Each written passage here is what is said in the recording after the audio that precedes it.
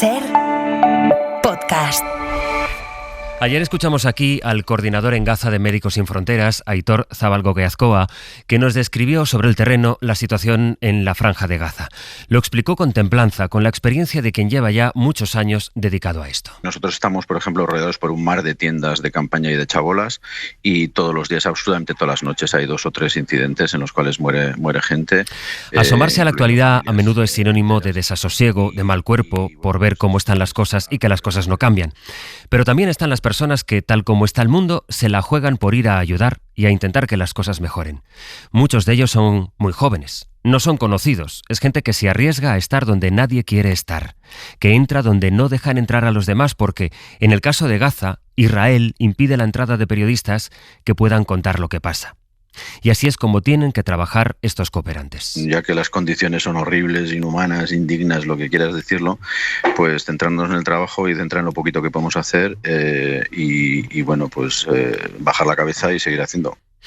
En este mundo de redes sociales y de influencers, de éxitos efímeros, en este mundo en el que tanta gente es conocida y se premia la viralidad, hay muchos que hacen muchas cosas que nadie sabe, que nadie ve, que no tienen tiempo de subir un reel, aunque en esa franja en la que Israel no quiere testigos, los reels son lo poco que pueden ver quienes todavía quieran seguir mirando. Ellos no son conocidos, no son populares, no sabemos quiénes son, cuántos seguidores tienen si los tienen. Lo que sabemos es que se juegan la vida cada día. En 2 años han sido asesinados en Gaza al menos 483 trabajadores humanitarios. Hola, buenos días. 2 años se cumplen hoy del 23J, de aquellas elecciones generales que Pedro Sánchez adelantó y que convocó a finales de julio después de la derrota que los socialistas habían sufrido en las autonómicas y municipales de mayo. 2 años han pasado y aquí estamos. Sánchez gobierna, aunque no ha podido aprobar unos presupuestos. Esa debilidad parlamentaria fue la que vino a reflejar el último pleno del curso en el Congreso, del que ya habían retirado la reducción de la jornada laboral porque faltaban apoyos y donde ayer mismo PP, Vox, Junts, Podemos y el BNG tumbaron el decreto antiapagones, aunque tuviera el concurso de las eléctricas y de Greenpeace. Ese decreto no salió adelante. Insiste Sánchez en que no habrá elecciones hasta 2027, estén como estén las cosas, y él prefiere quedarse con la otra parte, es decir, que ayer el gobierno sí tuvo mayoría para las demás votaciones. Sobre presupuestos y demás, o legislatura, pues hombre, si de 7 leyes hemos aprobado 6, ni tan mal. Esas 3 palabras, ese ni tan mal de Sánchez, seguramente sea la expresión que mejor resume el análisis que hace el gobierno del punto en el que está 2 años después de aquellas elecciones y con el reparto de escaños que tiene ahora mismo el Congreso. Sara Selva, buenos días. ¿Qué tal, Sase? Buenos días. Subraya el gobierno lo que ayer sí sacó adelante, pero es evidente el impacto político que tiene esa derrota del decreto para prevenir nuevos apagones. Fue una derrota relevante por el contenido del decreto, porque ensombreció ese último pleno antes del verano y por las alianzas que se crearon para tumbarlo. El PP hizo al final lo que todos esperaban, votar en contra, pero también lo hicieron 3 de los socios habituales del Ejecutivo. El presidente pone el foco sobre todo en el PP. Creo en la política como un mecanismo de solución, de concertación de soluciones, pero también de poner encima de la mesa soluciones y no de utilizar esta u otra votación para ver si con esto pues al gobierno sufre un castigo parlamentario. No lo hemos sufrido. Lo han sufrido los españoles. No entiende el Ejecutivo la posición de Génova. Podrían haberse abstenido, decía ayer el presidente. Opta el Gobierno, en cualquier caso, por ver el vaso medio lleno y destacar las leyes que sí salieron ayer adelante. Se votaban 7 iniciativas y se aprobaron 6. Eso repetía ayer Sánchez. Se aprobaron, por ejemplo, las entregas a cuenta, la Agencia de Salud Pública y la reforma del reglamento de la Cámara que el presidente puso en valor. Eso venía a decir ayer Sánchez, demuestra que la mayoría sigue viva. Sara, gracias. Hasta ahora. A las 9 de la mañana vamos a entrevistar aquí en Hoy por Hoy al presidente del PNV, Aitor Esteban, y será muy interesante saber en qué punto cree él que está la legislatura, si piensa, como Sánchez, que no va a haber elecciones hasta 2027. De momento, José Coello, buenos días. ¿Qué tal, Sastre? Buenos días. Los socios de investidura que ayer votaron contra el gobierno fueron Podemos y, nuevamente, Junts. Sí, fue un serio toque el que algunos socios le dieron al gobierno, y no solo con las votaciones, también con el mensaje que lanzaron en este Ecuador de la legislatura, porque Junts, Podemos y BNG votaron ayer contra iniciativas del gobierno, dejando claro que la mayoría parlamentaria del Ejecutivo es cada vez más frágil. Muy duros fueron los de Puigdemont, tanto en público como en privado. Reconocen que el gobierno sí incluyó algunas de sus propuestas, pero están cabreados por la forma de negociar. I es va negociar un acord i no s'està complint l'acord. Hi ha temes que vostès podien haver solucionat molt abans, però ho acaben portant tot sempre al límit. Acaban llevando todo al límite, decía Nogueras. Fuentes de Junts nos dicen que la relación con el gobierno está al límite y que tienen que ponerse las pilas para seguir dando apoyo. En ese sentido, el catalán en Europa y el desarrollo de la amnistía serán claves para la futura relación entre Junts y el gobierno, tal y como nos confirman en privado. Y luego está Podemos, rota su relación con el Ejecutivo desde hace meses. Fuentes de los morados aseguran en privado que dan esta legislatura por muerta, que no hay vuelta atrás, y añaden, los votos de Podemos no están para salvar a Sánchez. Ayer Sastre fue un buen ejemplo de ello. Josu, gracias. Hasta ahora. Y todo esto mientras planean los casos Cerdán y Montoro, a lo que también se refirió ayer Sánchez en esa gira que está haciendo por América Latina. Lo que trata de hacer el presidente es distinguir entre un caso y otro cuando habla de que la corrupción del PP era sistémica y eso se acabó, dijo él después de la moción de censura que le llevó a él mismo al poder. De lo que no habló ayer Pedro Sánchez fue del caso Cerdán. De momento, el actual Ministerio de Hacienda lo que está haciendo ahora mismo es estudiar si hay que revertir algunas de las reformas legales que introdujo Montoro en su etapa en el gobierno de Rajoy. Enviado especial a Paraguay, Guillermo Lerma, buenos días. ¿Qué tal? Buenos días. Lo que está analizando el gobierno es si alguna de esas reformas que Montoro impulsó supuestamente para beneficiar a las empresas que pagaban al despacho que fundó se tiene que revertir o no. Preocupa en la Moncloa que este nuevo caso, en paralelo al que les afecta a ellos, sirva para extender la idea de que ambos partidos actúan igual y por eso en el PSOE insisten ahora en remarcar las diferencias. Recuerdan que la coalición de izquierdas lo que ha hecho es subir impuestos a la banca y a las energéticas, mientras que el PP cobraba supuestamente comisiones para favorecerlas. Una corrupción sistémica que, según Sánchez, se acabó con su llegada al poder. Antes se legislaba para personas y empresas con nombres y apellidos. Lo que desconocíamos es que era como consecuencia de un pago en comisiones. Hoy, en cambio, hay un gobierno que reivindica con orgullo su autonomía política y la defensa del interés general. El gobierno pretende sobre todo desactivar el discurso de quienes equiparan el currículum de PP y PSOE en materia de corrupción. Sobre el caso Montoro, ¿alguna novedad que les podemos aportar sobre el sumario? Pedro Jiménez, hola. ¿Qué tal? Buenos días. Porque la investigación dice que fueron más de 2 millones de euros los que un exalto cargo de Esperanza Aguirre pagó al despacho que había fundado Cristóbal Montoro. Estamos hablando, Pedro, de Antonio Beteta, que fue consejero de Economía y de Hacienda de la Comunidad de Madrid.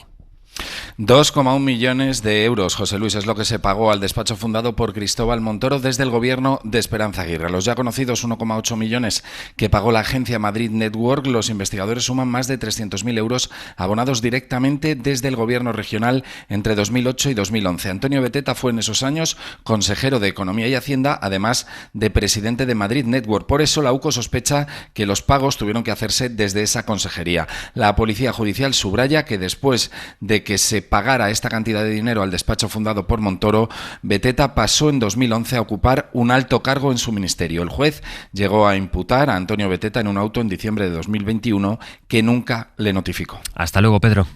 Hasta luego. De Santos Cerdán, el Supremo decidirá si tiene que seguir o no en la cárcel el que fue secretario de organización del PSOE después de la vista que celebraron ayer y en la que su abogado pidió que lo dejaran en libertad. La Fiscalía saben que se opone. La Guardia Civil quería saber quién iba a visitar, quién está yendo a visitar a Cerdán a la prisión, pero instituciones penitenciarias no va a hacer esas vigilancias. Miguel Ángel Campos. Los abogados de Cerdán han afirmado en la vista que en su caso no existe la presunción de inocencia, sino la de indecencia. Sostienen que le mantienen en prisión para ablandarle y que confiese un delito que, según dicen, no ha cometido. En este sentido recalcan que ninguno de los empresarios le implica en los hechos, que fue enviado a la cárcel por riesgo de destrucción o alteración de pruebas y aún no han registrado el domicilio o el despacho de Cerdán en busca de tales pruebas. Recuerdan que si lo que se pretende es que no influya en testigos o imputados, puede seguir haciéndolo desde prisión porque recibe visitas diarias. De otro lado, la Fiscalía ha insistido en que permanezca en la cárcel por riesgo de destrucción de pruebas. Puede influir, dice el fiscal, en testigos, imputados o pagadores aún desconocidos. El Tribunal Supremo decidirá. Por otra parte, Instituciones Penitenciarias ha ordenado interrumpir las vigilancias a las visitas de Cerdán en prisión. La UCO, sin mandato judicial, reclamó saber con antelación quién acudía a verle, especialmente si eran abogados. Instituciones Penitenciarias inició las pesquisas, pero al tiempo informó al juez de esta situación anómala y el magistrado dejó en manos de la institución continuar con la iniciativa. Ante la respuesta del juez, Instituciones Penitenciarias ha detenido las vigilancias. A quien vimos ayer en el Congreso fue a Ábalos. Mire, si yo hubiera cobrado, estaría en alguna parte. Y ese es el afán, en encontrar algo. ¿Mantiene su inocencia? Normalmente se investiga siempre cuando hay algo y luego se ve el porqué. Aquí es al revés. No se Aquí se dice y luego se busca el dinero. ¿Reconocen los audios que hemos conocido?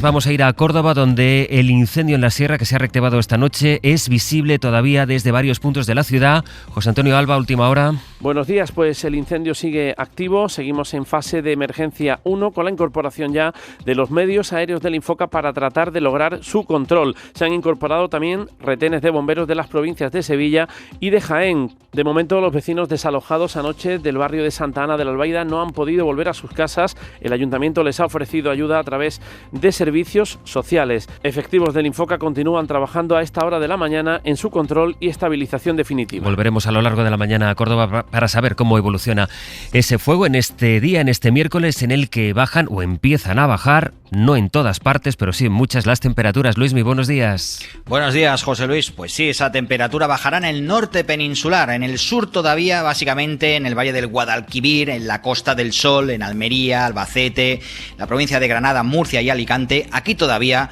vamos a pasar bastante calor, más de 35 grados esta tarde. Y atención, porque mientras en esa zona sur del país el ambiente será seco y sin lluvias, desgraciadamente para esos incendios en Córdoba, tendremos lluvias torrenciales entre Aragón y sobre todo Cataluña. Esta tarde y noche, muy posiblemente, José Luis, pueden sonar algunos móviles en Cataluña. Muy pendientes de ello. La ofensiva de Israel sigue contra Gaza. Esta madrugada ha habido nuevos ataques con nuevas víctimas mortales que al final vienen a sumarse a las personas que mueren de hambre, como estamos describiendo estos días. Informa la cadena Al Jazeera de que solo ayer fallecieron 15 personas por inanición, por falta de comida. Pablo Morán, buenos días. Hola, Sastre, buenos días. Es verdad, Pablo, que estamos viendo algunos movimientos relevantes de una parte de la comunidad internacional, pero que no cambian nada, no alcanzan para cambiar y alterar los planes de Netanyahu. Exacto, unos planes que pasan por quedarse en Gaza. La última idea que desvela esta mañana la prensa israelí es quedarse por lo menos hasta enero, cuando comenzaría una retirada de tropas paulatina para concentrarlas en un perímetro de seguridad en torno a la frontera. Esa es la única cesión que Israel está planteando en los contactos para el alto el fuego que siguen en marcha. Y nada más. Sin ir más lejos, el Times of Israel recoge hoy las declaraciones de un alto funcionario de seguridad israelí que aseguró a la prensa que el ejército no ha identificado hambruna en Gaza, que la ayuda entra en la franja pero que no se distribuye. Algunos cientos de israelíes incrédulos con esto recorrieron anoche de nuevo las calles de Tel Aviv. Algunos portaban sacos de harina para denunciar esa hambruna en Gaza que acreditan las cifras. Como decías, 15 muertos de hambre solo ayer, 4 de ellos niños, 1000 asesinados en 2 meses cuando buscaban ayuda, la mayoría de ellos en las colas del hambre. Gaza is a hell on earth. En definitiva, Gaza es lo más parecido al infierno de la tierra, reiteraba esta portavoz de la ONU, alarmada también por cómo esa hambruna está doblegando a su propio personal en la franja.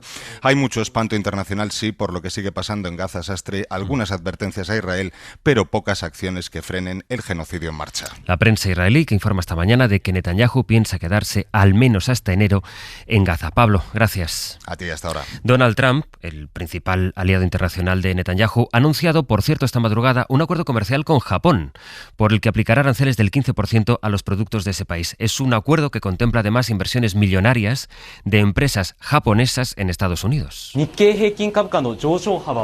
Horas después de que se haya conocido este anuncio, los medios japoneses han contado que el primer ministro de su país va a presentar su dimisión próximamente, después de la debacle que sufrió en las elecciones del domingo. Veremos qué es lo que ocurre con los aranceles, porque saben que pende todavía la amenaza de si a partir del 1 de agosto Donald Trump empieza a aplicar aranceles a Estados Unidos a la Unión Europea. Dentro de una semana, la semana que viene, tenemos que ver cómo se resuelve esto que puede condicionar, que condicionaría desde luego la economía europea, también por supuesto la española. De la crónica del mundo todavía esto de Estados Unidos, que ha repatriado a Venezuela, dentro de un acuerdo con el gobierno de ese país, el gobierno de Maduro, a una serie de presos considerados presos políticos. Lo que ocurre es que entre ellos hay un hombre condenado por 3 crímenes que cometió en Madrid. Y las familias de las víctimas dicen que tienen miedo por lo que pueda pasar ahora después de su repatriación. Sonia Lacuna. Los 10 estadounidenses liberados de la prisión venezolana aterrizaron el pasado viernes en Texas. Entre ellos se encontraba Dajude Ortiz, autor de un triple asesinato en un despacho de abogados de Usera en 2016.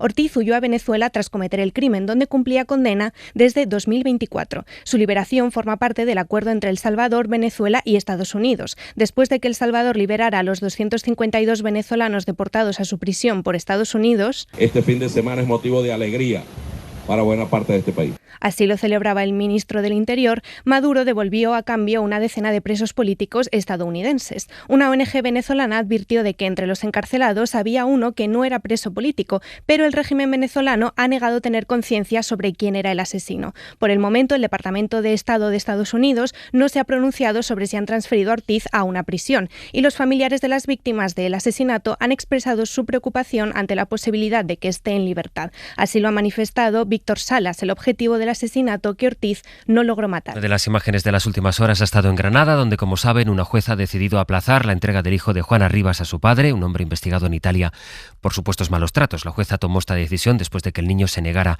a volver con su padre. Las partes van a volver a reunirse a partir de las 10 de la mañana para ver cómo proceder con la orden judicial, pero ya sin la presencia de los medios. Y vamos a terminar este tramo con un informe de Idealista que dice que ahora mismo 38 familias compiten por conseguir cada alquiler en España. Es una media, ya ha crecido en lo que llevamos de año. El récord está en la ciudad de Barcelona, donde ese promedio de familias que disputan un piso son 95. Pablo Anzola, buenos días. ¿Qué tal? Buenos días. Sí, allí la competencia es feroz. En la capital catalana cada anuncio recibe una media de 95 solicitudes, aunque Vitoria es la ciudad con mayor presión. 109 familias compiten por conseguir en esa ciudad un piso en alquiler. 20 contactos en cuestión de 5 minutos, ¿no? Es imposible filtrar. Y así viven desde las inmobiliarias una presión que va a más. De media en nuestro país, cada piso anunciado en Idealista recibe 38 contactos de personas interesadas. Es un número que se ha incrementado un 8% en tan solo 3 meses. Ahora está entrando otra llamada, pues 12 llamadas en total, en 10 minutos. Salamanca y Cáceres son, por el contrario, las ciudades donde la competencia es menor. Allí son 9 las familias que de media se interesan por un mismo alquiler. La presión se nota también en el tiempo que permanecen libres esos pisos, y es que según el portal inmobiliario, el 14% de las viviendas no dura ni 24 horas anunciadas online. Para no perderte ningún episodio, síguenos en la aplicación o la web de la SER, Podium Podcast o tu plataforma de audio favorita.